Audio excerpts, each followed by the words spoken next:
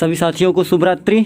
आपके बीच में आज बेसिक विभाग के सारे दिन के दिनचर्या और हलचल जो भी आदेश पारित हुए आज उसके साथ, और इसके बाद 69,000 शिक्षक भर्ती उत्तर कुंजी आज के कुछ हलचलों के साथ मैं आपके बीच में सोनू सरोज पुनः उपस्थित। दोपहर में आपके बीच में मैं कोविड से संबंधित कुछ सूचनाओं के साथ उपस्थित था। तो अब कोशिश ये रहेगी कि शाम तक जो है बेसिक विभाग के जो भी हलचल होंगे और जो हमारे लिए बेहतर होंगे उसके साथ में उपस्थित रहूंगा, और साथ में जो उत्तर कुंजी की दिनचर्या रहेगी उसके विषय में चर्चा करेंगे। हालांकि जब तक आपका केस फाइनल नहीं हो जाता तब तक पूरी शिद्दत के साथ बेसिक विभाग पे नज़र रखनी है कि कहाँ से कौन से आदेश आ रहे हैं, क्योंकि थर्ड काउंसलिंग ही कहीं ना कहीं हमारे लिए समस्या का कारण बन सकता है। इसलिए बेसिक विभाग के सारे जो भी आदेश पारित होंगे उन आदेशों पे नज़र रखनी बेहद ज़रूरी है। और मैं आप सभी से भी कहना चाहूँगा कि आप सभी भी ध्यान रखें कि कहाँ से क्या चीज़ें निकल करके आती हैं।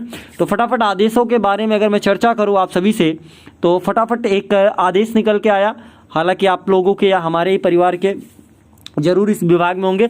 तो पुलिस विभाग में कोविड में जिनकी ड्यूटी लगी थी और ड्यूटी के दौरान जिनकी जो है दुखद मृत्यु हुई थी, उन समस्त परिवारों को जो भी सरकार के लिए अनुग्रह राशि रखी गई थी वह यथाशीघ्र जो है दिए जाने के लिए जो है आदेश पारित किया गया, नंबर 1। और नंबर 2 जो है एमआरसी कैंडिडेट जो थे आरक्षण को लेकर के जो प्रभावित थे, उन्होंने ट्विटर पे नंबर 1 पे ट्रेंडिंग कराया अपने मामले को। ये दूसरी विभाग की हलचल रही। और तीसरा ये रहा कि आप सभी को मैं बता दूं कि विद्यालय तो वैसे भी बंद चल रहे थे, आदेश कर दिया गया फिर से कि 1 से लेकर के 8 तक के विद्यालय को बंद रखा जाए।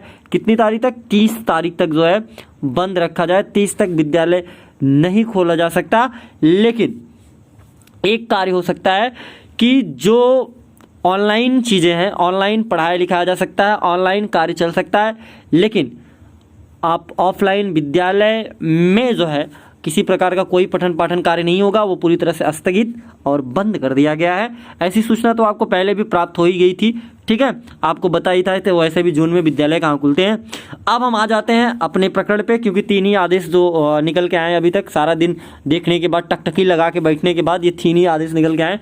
अब बात करते हैं उत्तर कुंजी प्रकरण पे। उत्तर कुंजी प्रकरण में 2 टीमों ने अपनी केस संख्या को जो है जारी कर दिया गया है और वो आपकी ग्रुपों में भी पहुँच चुका है। और बाकी की जो टीमें हैं अभी तक किसी प्रकार का कोई केस संख्या नहीं आया, यहाँ तक कि टीम ऋषभ मिश्रा यानी कि आपके भी टीम के द्वारा अभी तक केस संख्या को नहीं जारी कर दिया गया है, क्योंकि जब वो चीज़ें सोशल मीडिया पे उस पर आ जाती हैं, साइट पे आ जाती हैं, तो ऑटोमेटिक सबको खुद ही पता चल जाता है। आप लोग खुद ही उसको सर्च करके देख लेते हैं, तो ऐसे बताने का कोई मतलब नहीं निकलता, ठीक है।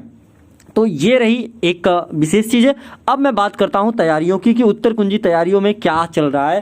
तो दोस्त, पहला कार्य तो होता है ड्राफ्टिंग, और सबसे बड़ा चीज़ मैं आप सभी को बता दूं कि तेज़ी भी दिखाई जा सकती है, लेकिन जो 19, 20, 21 के एक बेंच है उस बेंच से बच करके ही आप तेज़ी दिखा सकते हैं, उस बेंच में आप तेज़ी नहीं दिखा सकते।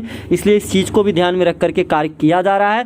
तीसरी चीज़ थर्ड काउंसलिंग जो आपको बेहद परेशान कर रही है। तो थर्ड काउंसलिंग के लिए मैं आप सभी को बता दूँ आज भी बेसिक विभाग के आदेशों पर नजरें गड़ाया गया था, लेकिन किसी प्रकार का कोई आदेश नहीं निकल गया। और उस दिन जो आदेश आया था वो 2 कटिंग में था, 2 फ्लो में था, एक दूसरा 2 को जोड़ा गया था।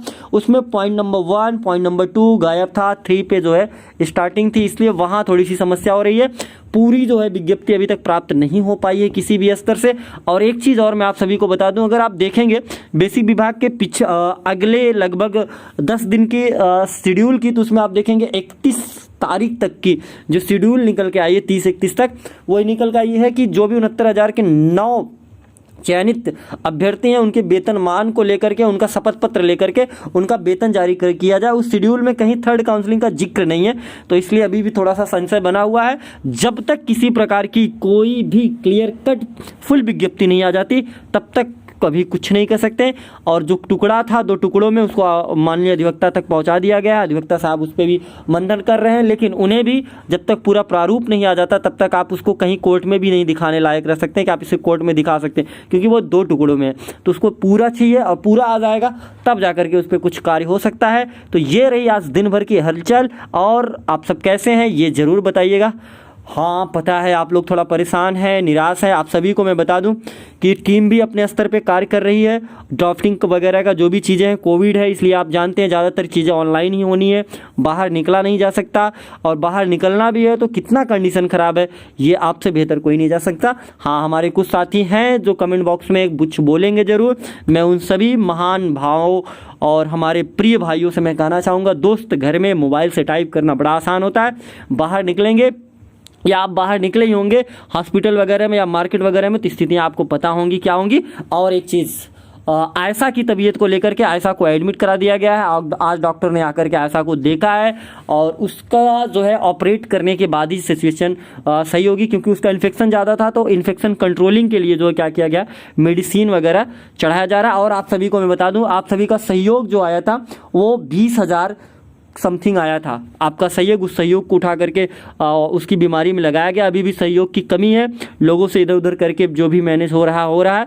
और अभी भी जो साथी सहयोग कर देंगे तो बहुत अच्छा होगा। जो कर सकते हैं, जो भी 100, 50, 150, 200 जो आपकी क्षमता हो, किसी प्रकार की कोई जोर जबरदस्ती नहीं थी किसी के पास। एक नन्ही सी जान है, नन्ही से बच्चे है, उसकी जान को बचाने के लिए हम लोग प्रयासरत थे, तो उसको एडमिट करा दिया गया था। जो आप लोगों द्वारा जो सहयोग दिया गया था और टीम ने जो किया था, उस सबको उठा करके उसको एक बार एडमिट करा के उसकी फीस थोड़ी सी जमा करके एडमिट करा दिया गया। तो उसका ट्रीटमेंट चालू है विवेकानंद अस्पताल में।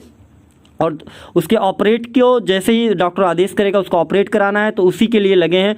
कहीं ना कहीं से जो भी बन पड़ सक रहा है लोग इकट्ठा कर रहे हैं। और आप सभी मैं भाइयों और बहनों से चाहूँगा, जो भी 10, 20, 25, 50 जो भी आप मदद कर सकते हैं, जो आपकी क्षमता हो, क्योंकि कोविड गाइडलाइन है, सबकी फाइनेंशियल प्रॉब्लम है। अपने उस फाइनेंशियल प्रॉब्लम में से अगर आप 10, 20, 25 दे देंगे किसी नन्ही सी ज़िंदगी के लिए, तो शायद उसकी जान बच जाए। ऐसा मैं आशा करता हूँ। और बहुत प्रेशर तो नहीं बना सकता किसी भाई बहन पे, बस कह सकते हैं। बाकी सब कुछ आप अपने घरों में रहिए, स्वस्थ रहिए, मस्त रहिए।